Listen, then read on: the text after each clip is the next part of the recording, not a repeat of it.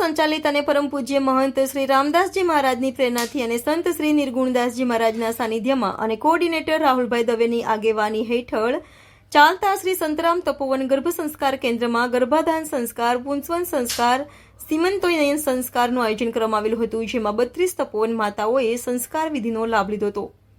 શ્રી સંતરામ તપોવન ગર્ભ સંસ્કાર કેન્દ્ર તથા Shri Santram child brain development સેન્ટરમાં મહિનાના દર 2 તથા 4 મંગળવારના હિન્દુ વૈદિક સંસ્કૃતિ પ્રમાણેના 10 સંસ્કાર વિધિનું આયોજન કરવામાં આવે છે. સંસ્કાર વિધિ ગર્ભસ્થ શિશુ તેજસ્વી, બળવાન, પરાક્રમી, તંદુરસ્ત અને દીર્ઘાયુષી બને અને ગર્ભસ્થ શિશુના શારીરિક, માનસિક અને આધ્યાત્મિક વિકાસ થાય તે માટે કરવામાં આવે છે. સંસ્કાર વિધિ સંપન્ન વેદાંતાચાર્ય તથા ભાગવત કથાકાર પરમ વિદુષી કલ્પનાબેન ત્રિવેદી દ્વારા કરાવવામાં આવી હતી.